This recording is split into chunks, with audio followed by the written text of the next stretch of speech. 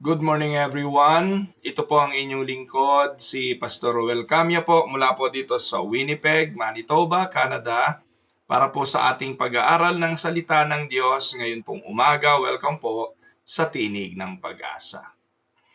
Mga kapatid, may suliranin na naman po ako sa Facebook. Hindi ko po makita sa aking timeline. Hindi ko po nakikita kung may naka-live na nanonood. But then again, I will continue the broadcast. Hindi ko na po ito mauulit. Medyo malilate na po tayo kapag nireset ko na naman ito. Pero I think somebody are watching right now. So magpatuloy lang po kayo at para po sa kapakanan ng iba, hindi ko po ma-share. Hindi ko po ma-share sa ibang page, sa ibang groups. Kayo na lang po ang mag-share. So ipagpapatuloy ko po at I will just put it on record and later on I will just post it on YouTube in case na hindi nakarating sa inyo ang broadcast na ito. Ganun pa man, ay ipagpapatuloy natin ang ating pag-aaral sa atin pong series na sinimulan at ito po ay may kinalaman sa The Parable of the Lord Jesus Christ. At ngayon pong araw na ito, ating tatalakayin ang Parable of the Net. This will be the last on the kingdom parable. So, yung pong Matthew chapter 13 ay may kinalaman sa kaharian ng Diyos. At simula po noong sinimulan natin ang series na ito, we are discussing parables about the kingdom. Mga kapatid, iba't iba po ang parables. May parables of the kingdom, may parables about salvation, may parables about the heart of the people. So iba't iba. Kaya sana wag kayong malito sa ating mga pag-aaral. Sinisiris ko na po ito at sinisequence po natin. Ibig sabihin, pinaghahati-hati natin ayon na sa kanyang mga parables. Kaya para lubusan ninyong maunawaan. Ganon din naman po, inilagay ko po ito sa YouTube pagkakatapos po ng ating broadcast dito sa Facebook. At ito po ay naka-playlist na din sa YouTube. Ano pong ibig sabihin nun? Once na kinlik nyo po ang video sa YouTube, ay ipapakita na po sa inyo yung iba't ibang mga videos pa na may connection sa parables. Magkakasama. Magkakasama yung series natin sa prayers, may playlist yon. Meron ding playlist yung ating mga parables. Pati na po yung mga Book of Acts, gagawin ko po yon na nakalagay sa isang playlist. So, yun po ang ating tatrabahuhin sa mga susunod na araw. So, enough with the announcement. We will proceed with the parable. And the parable today is the net. Matthew 13:47 hanggang 50. Napakaiksing parable po dito. Ganito po ang sinasabi. Once again, the kingdom of heaven is like a net that was let down into the lake and caught all kinds of fish. When it was full, the fishermen pulled it up on the shore. Then they sat down and collected the good fish in the baskets, but threw the bad away. This is how it will be at the end of the age.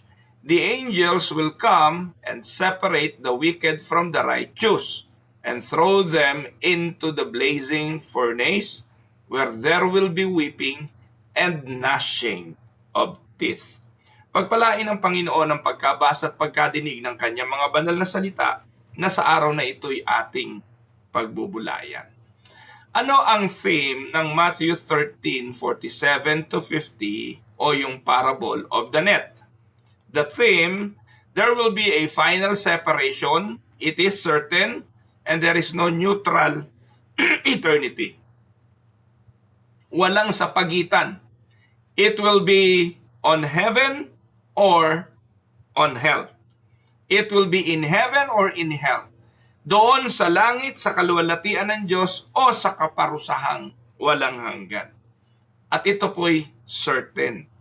Ang parable na ito ay nagpapakita na may panahon ng paghihiwalay ng mabuti at ng masama, may paghihiwalay ng mga anak ng Diyos at ng mga hindi anak ng Diyos. Mga minamahal kong mga kapatid, Jesus often taught deep spiritual truths using simple everyday images katulad ng farmers, fishermen, seeds, soil, things people saw every day. At dito po sa ating pag-aaral sa Matthew 13, inireveal ni Jesus ang kingdom of heaven na katulad ng mga hasik, katulad ika ng mustasa at ng ang puno ng mustasa at ng mga tares o ng mga dawag.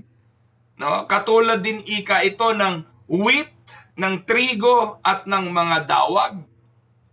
Katulad din ika ito ng pearl of great price at katulad din ito ng fortune or treasure na nabaon sa lupa.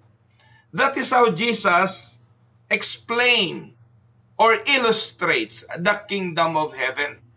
Kaya marami po tayong naging pag-aaral na tungkol sa bagay na ito, and I hope sa mga nakalipas na araw, unti-unti nating napag-uunawa ang mga parable na ito.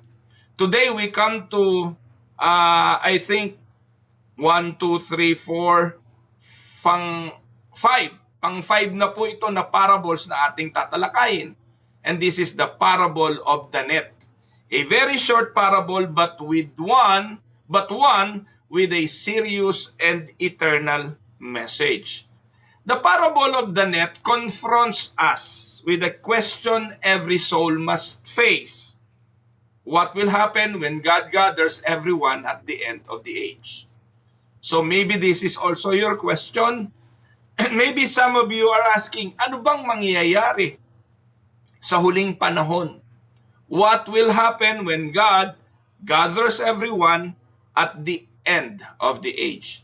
So this parable reminds us that God's kingdom is broad in its call but final in its judgment. Para lubusan nating maintindihan, atin munang puntahan ang context of the kingdom parable.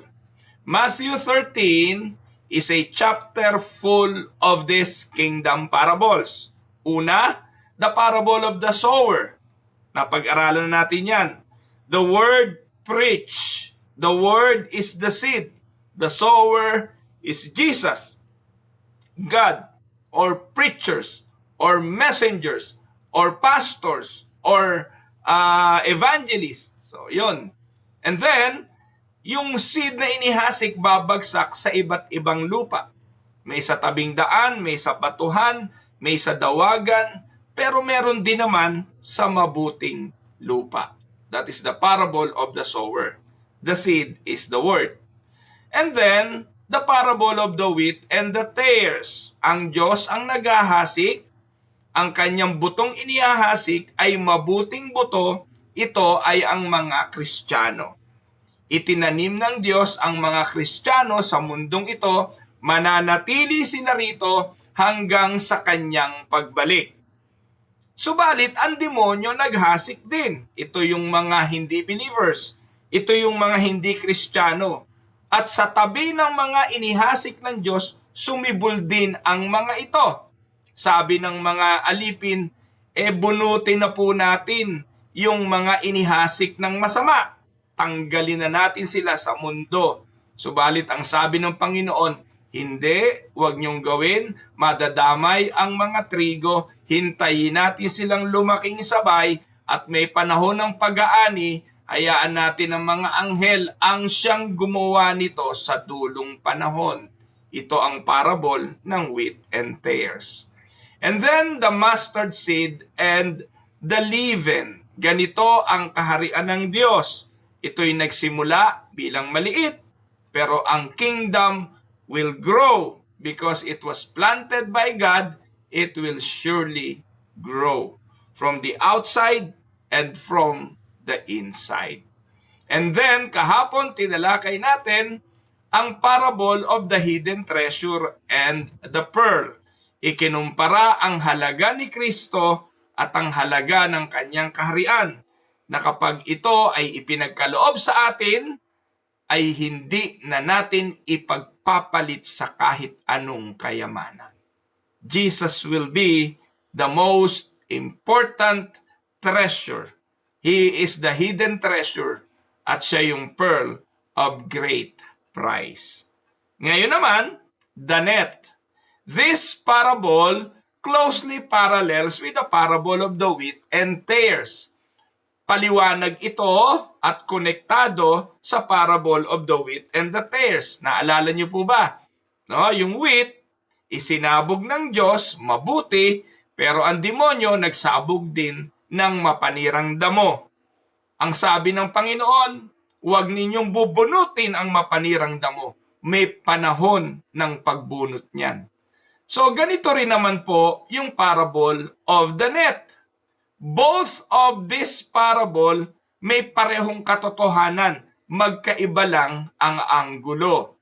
No? Pero ang ipinapaliwanag, there will be a final separation and God, not man, will do the separation. Time will come, ang Diyos ay hahatol, ihihiwalay niya ang wheat sa tares at ihiwalay niya ang mabuting isda sa masamang isda. Jesus speak this privately sa kanyang mga disipulo.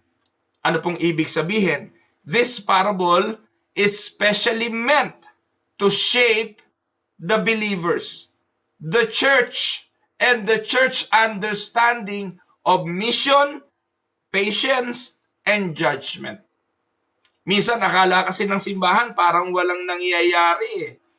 Kahit na hasik tayo ng hasik, ganun pa rin. Pasama pa rin ang pasama ang mundo. At kung tayo lang ang masusunod, gusto natin ang ating mga ihahasikan ay yung sigurado tayo na tatanggap. Hindi naman natin kilala kung sino yung mga pinili ng Diyos para sa kaligtasan. Kaya katulad ng isang mangingisda, ihahagis natin ang lambat indiscriminately. Kung sino ang mahuli, walang problema, di natin yung trabaho. Pagdating ng araw, ang Diyos ang maghihiwalay ng totoo sa hindi totoo. Now, let us study the meaning of the net. So, ano yung net? Sa pagpapaliwanag po ng talata, the net represents the gospel. Ito po yung ibanghelyo. Ang ibanghelyo, katulad ng net, ay inihahasik into the sea. Naalala niyo po ba bakit ang Panginoong Hesukristo tinawag niya yung mga mangingisda, unan niyang mga alagad? At itong mga mangingisda na ito ay tinawag niya at sabi niya, you will now be fishers of men. You will no longer fish for fish, the literal fish. But from then on, you will be fishers of men. You will catch men. So, ano po ba yung trabaho ng net? Itong net, ang pangunahing instrumento, tools na ginagamit ng mga mangingisda. The net is cast widely into the sea. It gathers fish of every kind. Mapipili ba ng net kung ano yung isda na huhulihin niya? Kung kayo'y nangingisda at kung pamilyar kayo sa mga mangingisda, hindi naman pwedeng puro lapu-lapu lang ang huhulihin mo kasi mahal yung lapu-lapu. Pag inihagis mo to, pwede kang makahuli ng pating, mumurahin lang yon, o kaya yung mga janitor fish o yung mga isdang hindi nakakain. So, ibig sabihin, it cannot just choose the kind of fish na kanyang huhulihin. Ang net, kapag inihagis, it gathers fish of every kind. And it does not discriminate while it is being cast. Naalala niyo po ba mga kapatid kung kayo nakapag-fishing na? Dito po sa Manitoba, sa Winnipeg, napakahilig ko po dyan. Ang bago-bago lang ako dating dito eh. Talaga pong halos araw-araw nasa tabing ilog po ako eh. Pagkakahatid ko sa mga bata, pagkahatid ko kay Dang, diretso na ako sa ilog kahit ako lang mag-isa. Dala-dala ko yung pamingwit ko. At dito po sa Manitoba, may mga prize catch po talaga dito eh. May mga isda na kapag nahuli nyo, tuwan-tuwa kayo kasi ang masasarap yung isda na yun eh. Yun po tinatawag na walleye o yung pickerel. No po, yun po ay parang Ang itsura po noon parang malaking biya, no? Parang ganon. Ang masarap ang laman noon, ano po, ang limit po noon dati, 6. So, ibig sabihin, you can only catch 6 of those. Pagkatapos po noon, kinabukasan ka na uli pwedeng humuli. Dahil nga po, precious yung isda na yon. Pero meron namang isda dito na you can catch whatever or how many you want. Meron po dito dati yung mga freshwater drum. Naku po, napakalalaki yun. Tumitimbang po ng 4, 5 hanggang 6 na kilo ang isa. Pero hindi po siya kasarapan. Yun po parang tilapiyang malaki na napakalaki na parang malaki pa sa karpa pero hindi po siya ganun kasarap kumpara dun sa walleye pickerel. Kaya pag inihahagis po namin yung fishing rod, ang prayer, sana makahuli ng pickerel. Sana ang mahuli yung walleye, no? Walleye pickerel ang tawag doon. Pero makakasiguro ka ba kung ano ang kakagat sa bingwit? Hindi po. Kaya minsan, pag hatak pa lang sa pamingwit at ang hatak ay napakalakas, alam mo na, naku, freshwater drum ito. O yung tinatawag na silver bass. At yung po nung araw, walang limit yon.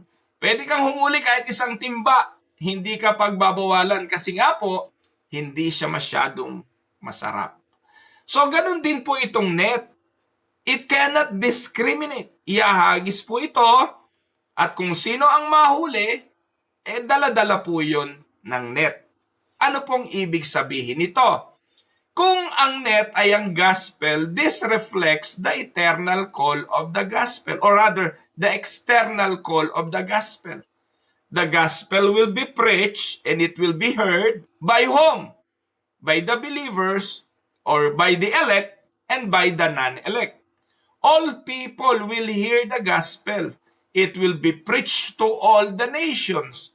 Matthew 28:19-20. You shall be my witness, Jesus said in Acts chapter 1 verse 8. In Jerusalem and Judea, in Samaria, and to the uttermost part of the earth.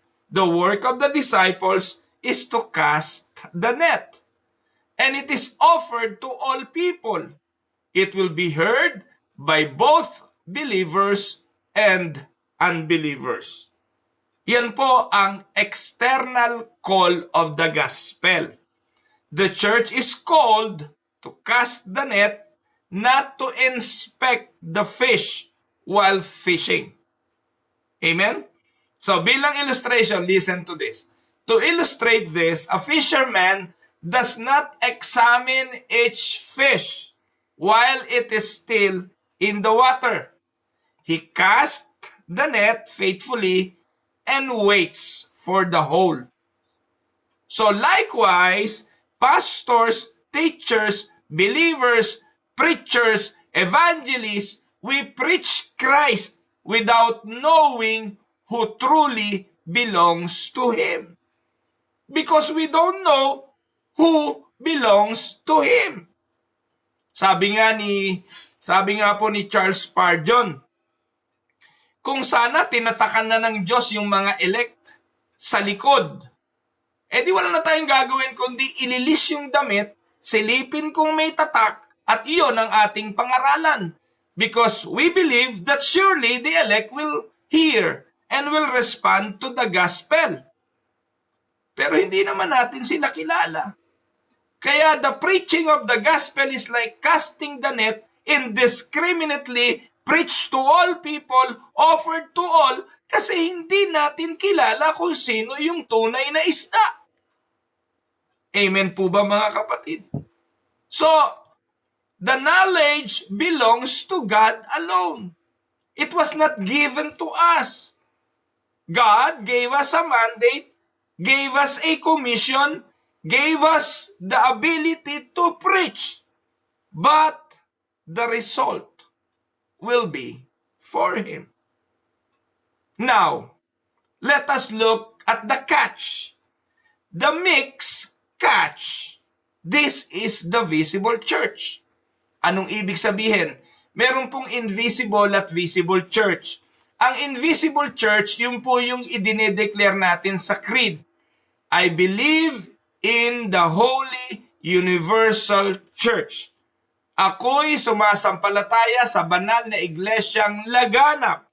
Part yun ng creed. Ano yun? Yun yung invisible. Ibig sabihin, hindi tayo lang ang siyang ligtas, kundi ang banal na iglesyang laganap sa buong mundo.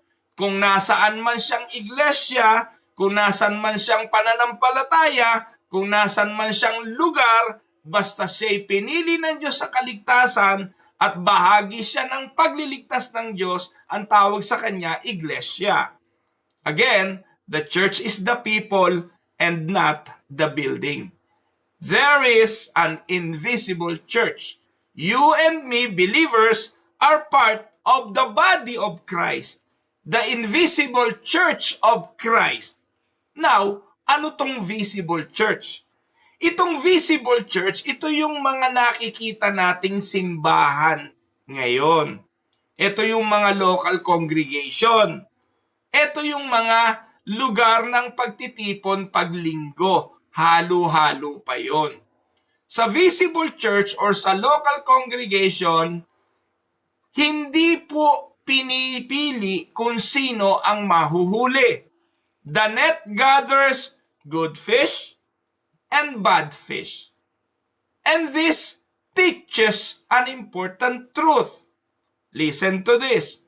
Not everyone who is in the church belongs to Christ.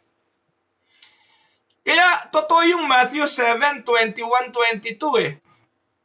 Darating yung panahon, marami magsasabi sa akin ang sabi ng Panginoon, Panginoon, Panginoon, nagpalayas kami ng masamang espiritu, gumawa kami ng himala.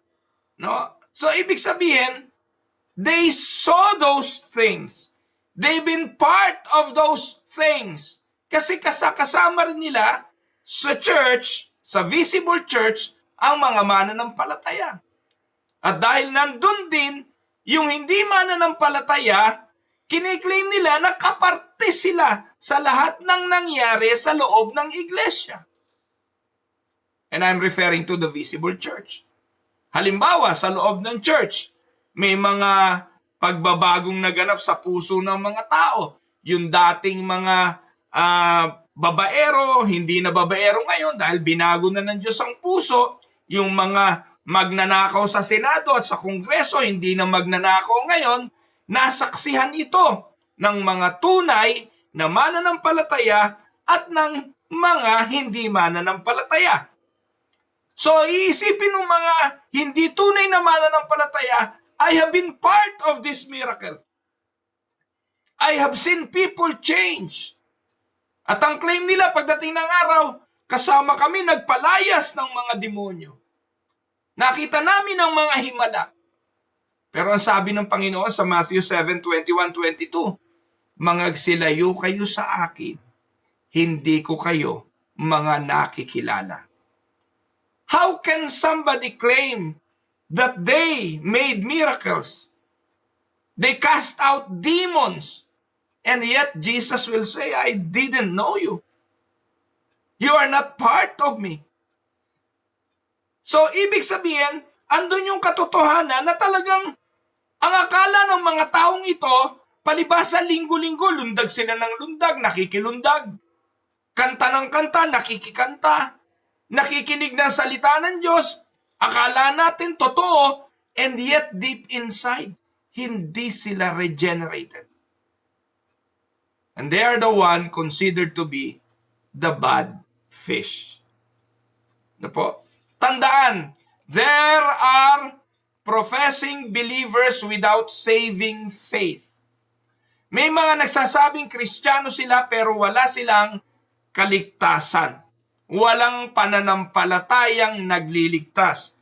Yes, maybe they believe in Christ because all Filipinos believe in Jesus, an existence of one Jesus, Jesus who was born by Mary, suffered under Pontius Pilate, was crucified, and was buried, probably reciting the creed, historically believe in Jesus, believe that He is a person, but never come to a point na they believe it by their heart. Professing believers ang tawag doon, pero walang saving faith. So they are church-goers without repentance.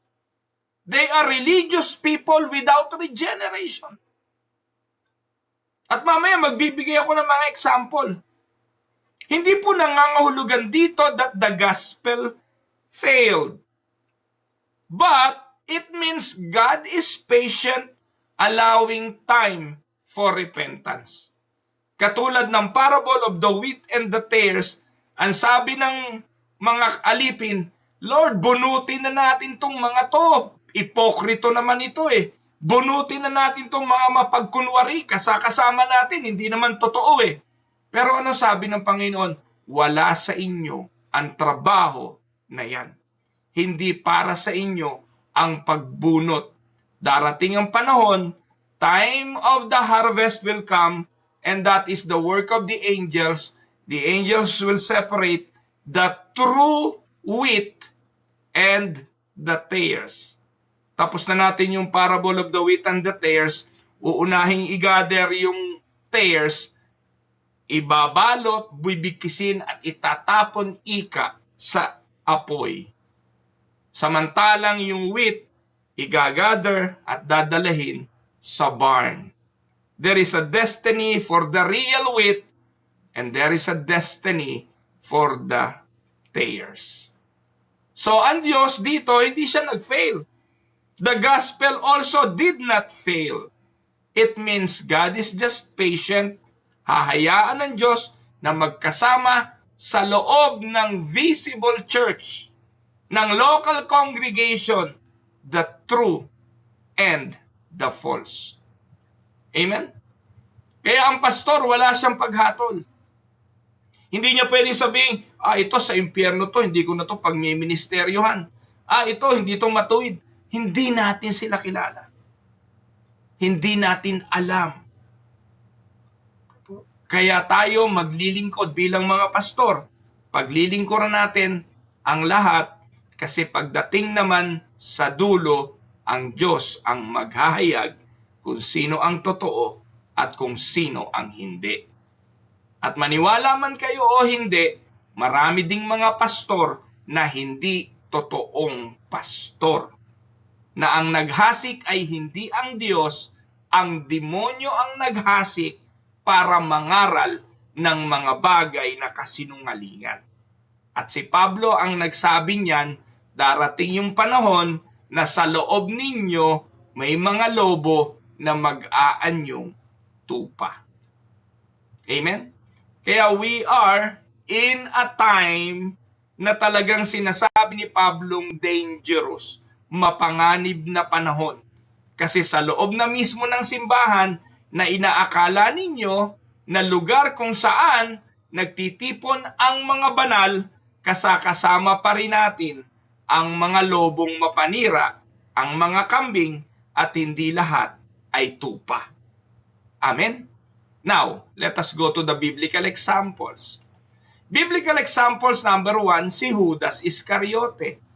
Close to Jesus, together with the disciples, eat, dine with them, saw the miracles of Jesus, saw everything that Jesus did, and heard all the teachings of the Lord Jesus.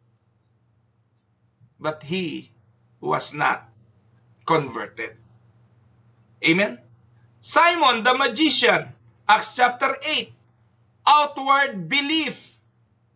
Kasama ng mga alagad, kasama ng mga disipulo, and yet, without a change of heart.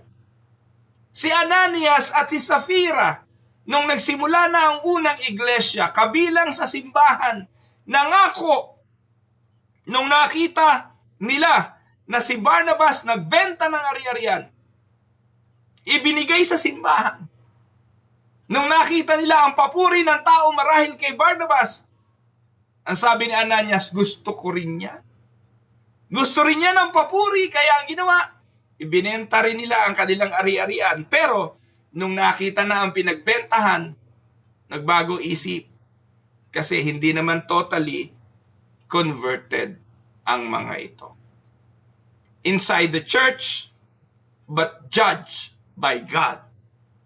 Those are just examples of the reality na sa loob ng simbahan, hindi lahat ay tunay na isda. Now, let us go to the sorting of the net. The net will come to a point na isosort ang tunay sa hindi tunay na isda. And this is called God's final judgment. Ngayon, the sorting happens kailan? Habang nakalatag pa ba yung net sa tubig? O pagkatapos ng i-gather yung net? Crucial ito mga kapatid. This is very crucial. Judgment does not happen during fishing time. Habang nangingisda pa, habang ipinapahayag pa ang ebanghelyo, habang ang simbahan ay patuloy na ginagawa ang evangelism, ang mission, ang church planting, you may call it whatever you want, as long as the gospel has been spread or have been spreading in the world. Hindi pa yon ang panahon ng judgment. Kailan ang judgment? Judgment happens at the end of the age. May panahon. Kaya tayo habang naghihintay, trabaho lang. Habang naghihintay ng judgment, hagis ng hagis lang. Habang naghihintay ng judgment, preach the word. Spread the gospel. Obey the Great Commission. Amen? Kaya, nagtataka po ako dun sa iba, mas maraming panahon sa ibang mga bagay kaysa sa pangangaral. Yung mga pastor na tinawag na pastor na ang pangunahin nating trabaho, mangaral ng mangaral indiscriminately. Kahit sa lugar, kahit sa kape-kape at kwentuhan sa labas, kahit sa mga lugar na hindi season and out of season na sinasabi ng Biblia. We should preach. We should cast the net. And judgment will happen one day at the end of the age. So, Jesus is very clear, angels will be the one to sort. Angels will do the separating. Hindi ang pastor. Hindi ikaw ang magsasabi sa impyerno yan, sa langit yan. No! Wala tayong karapatan. Ang panalangin natin, lahat ng nasa loob ng iglesia, sana ay pinili talaga ng Diyos sa kaligtasan. Kaya nga, maging ang mga alagad, kapag inadress nila at sumulat sa iglesia, sa Thessalonica man yan, sa Galacia man yan, sa Epeso man yan, kung anuman yung sinulatan ni Apostol Pablo, ipinapahayag niya mga iglesia, mga kapatid, mga banal sa iglesia. Kasi yun ang kanyang paniniwala. The true church, though it is written to a specific congregation, pinaniniwalaan ni Pablo na ang mga naandoon ay tunay na mananampalataya. Kasi wala sa pastor ang paghatol kung sino sa mga nakikinig ang totoo at hindi totoo. Amen? So it is not the pastor, not the churches, not Christians, kaya ipinagbabawal ang patuloy na paghatulan sa loob ng simbahan. Ang sabi nga, ang hahatulan natin yung nasa labas. Kasi sigurado tayo, yung nasa labas ng iglesia, hindi sila mananampalataya. We can judge them. But those who are inside,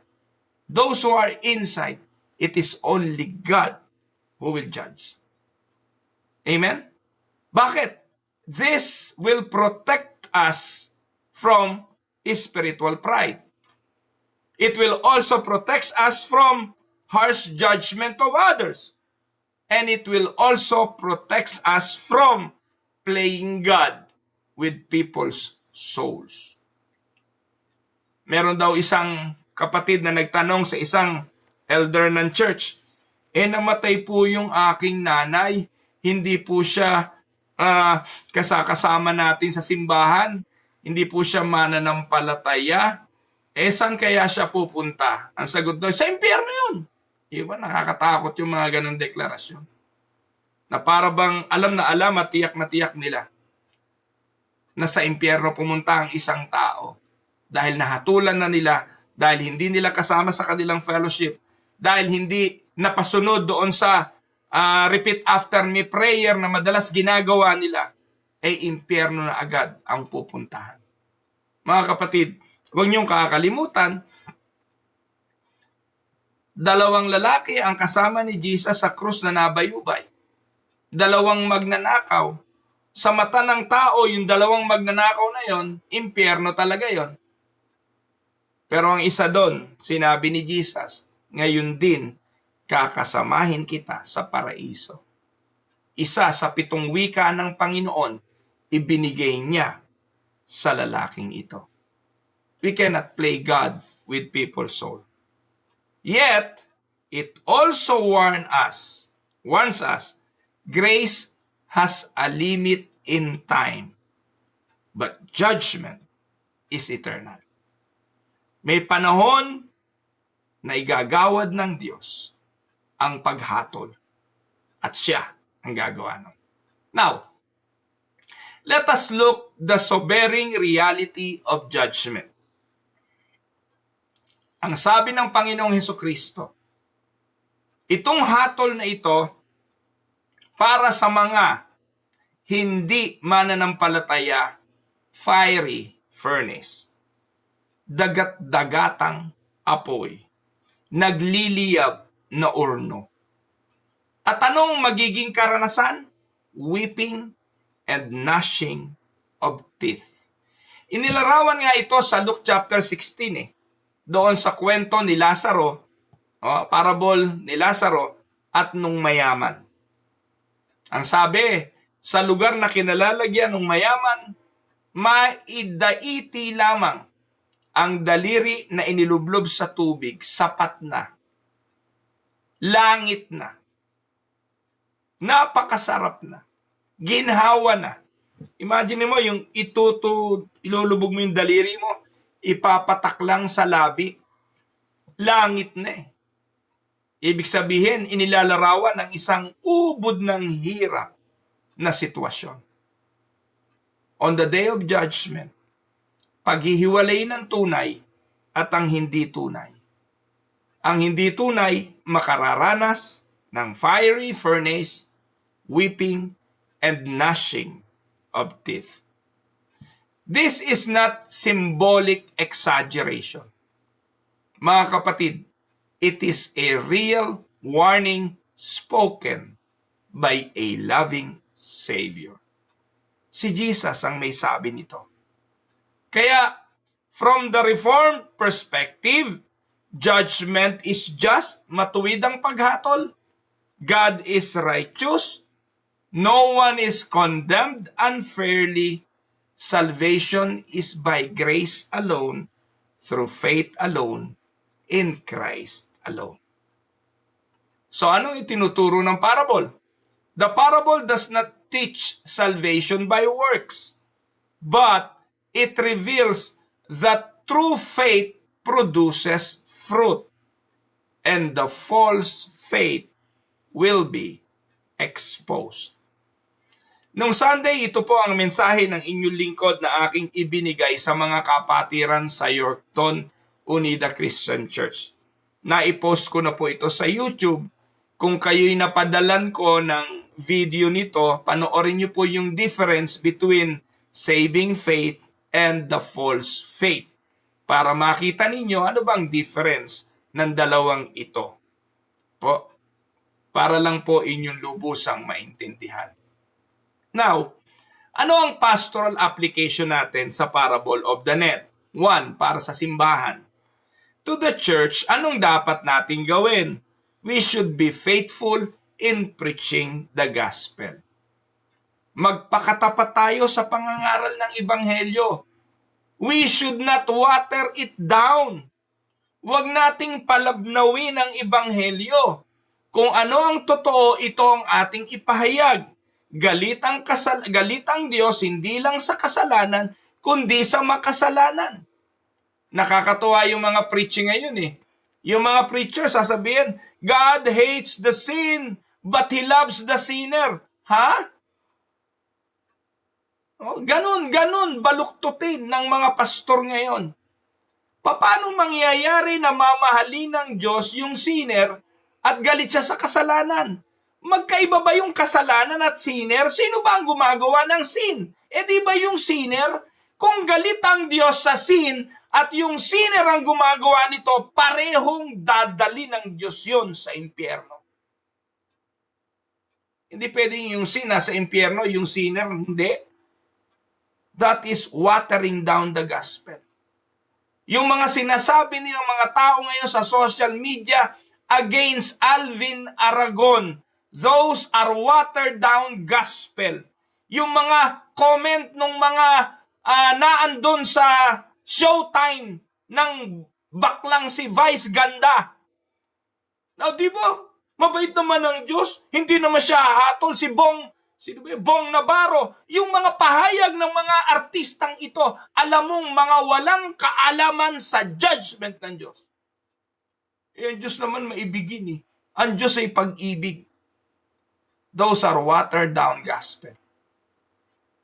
Ang Diyos na maibigin ay Diyos na matuwid. And He will not allow sin to pass without judgment. Amen? And do not manipulate results. Trabaho to ng mga pastor ngayon eh. Paniwalain yung mga tao dahil sumunod lang sa kanya sa repeat after me prayer. Bibigyan ng garantiya, Kristiyano ka na.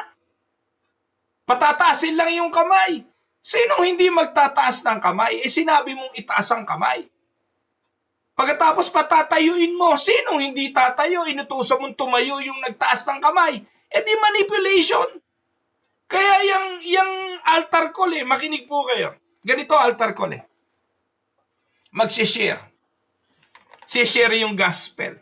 Mabuti nga sana mga kapatid kung gospel Kung ebanghelyo, kung talagang ang ituturo ay salvation through Christ by faith alone, okay sana Pero marami mga pastor, makinig ho kayo, lalo na yung mga nalokot na bola ng mga pastor na charismatic at Pentecostal at ng mga Baptist na hindi reform.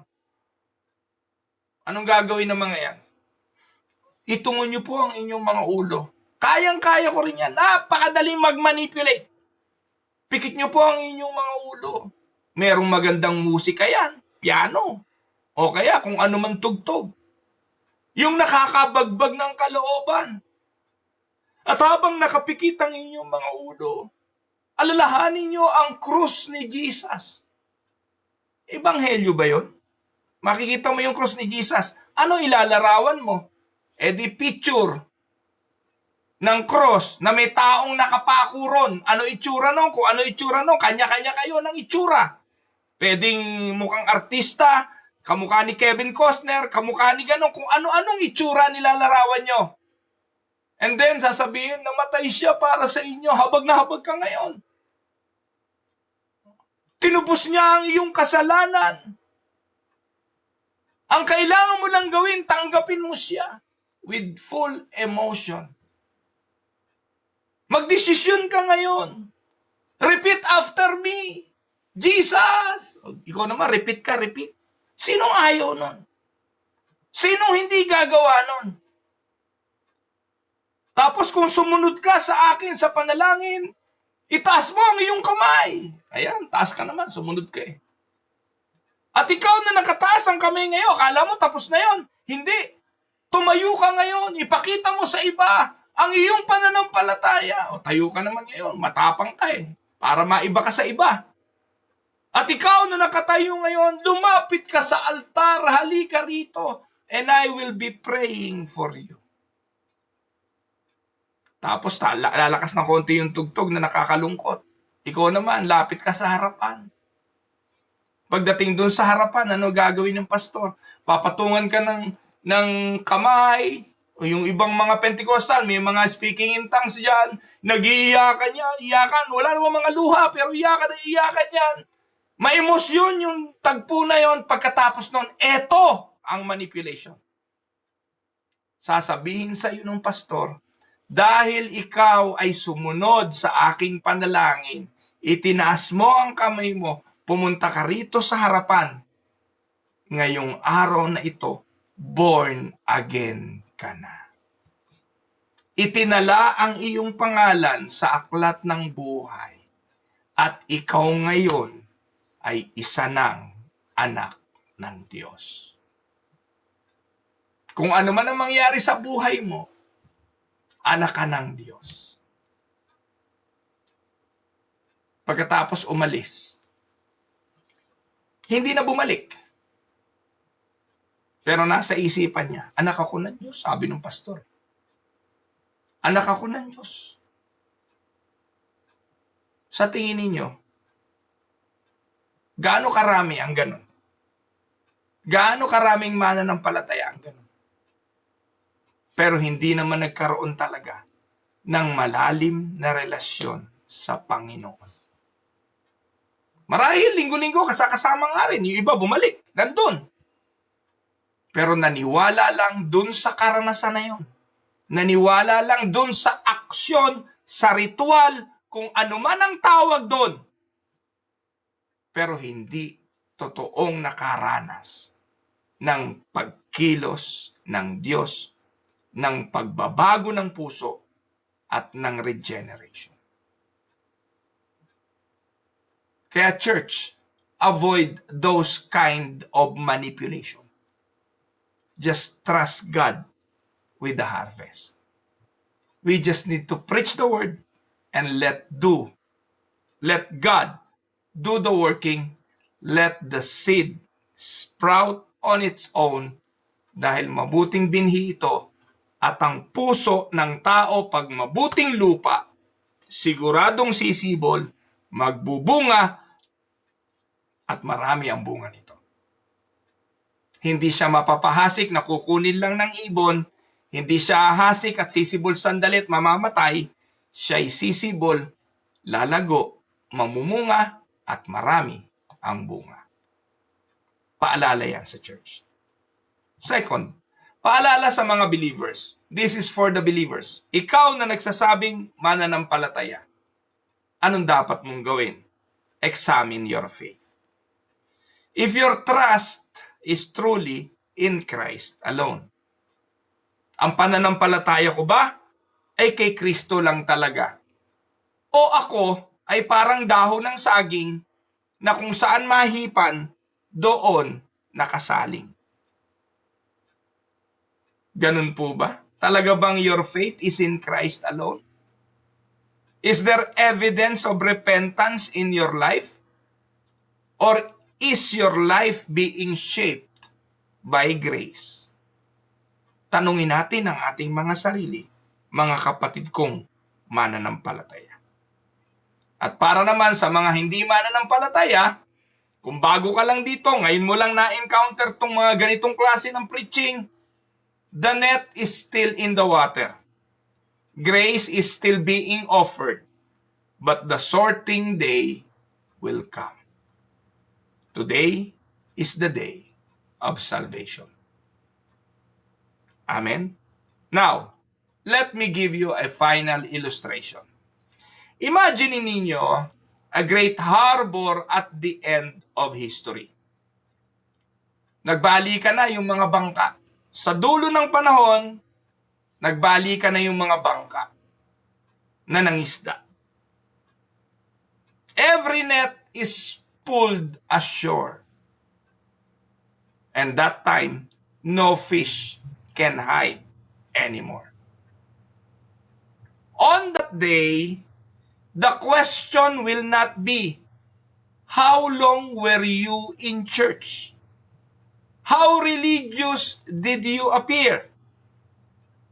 That day, the question will be, did you belong to Christ?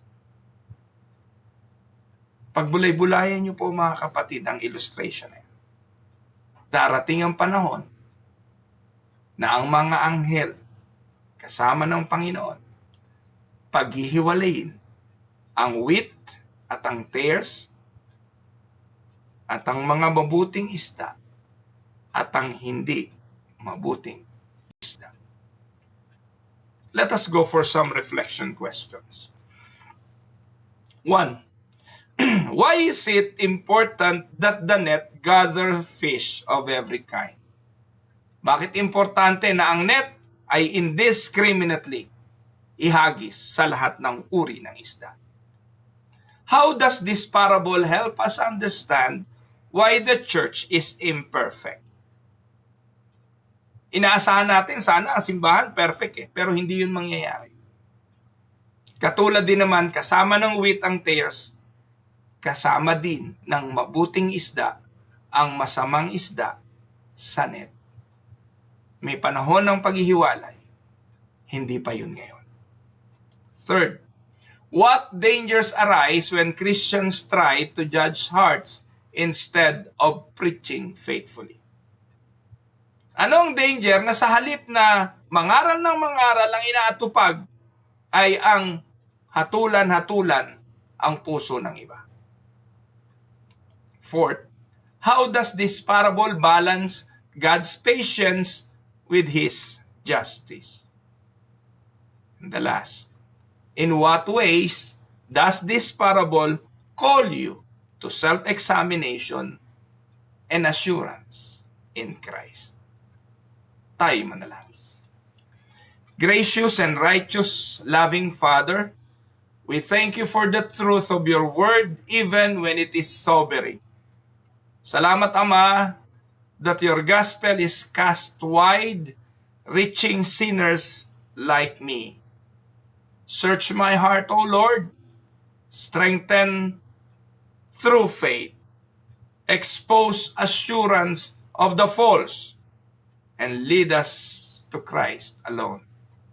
Father, give us compassion for the lost, faithfulness in our calling, and hope as we await the final judgment. We rest not in ourselves, but in Jesus, our Savior and our Judge. This is our prayer. In Jesus' name, Amen. Magandang araw po sa inyong lahat. Again, ito ang inyong pastor, si Pastor Ruel, mula dito sa Winnipeg, Manitoba, Canada, para sa ating pag-aaral sa salita ng Diyos dito po sa Tinig ng Pag-asa. God bless everyone.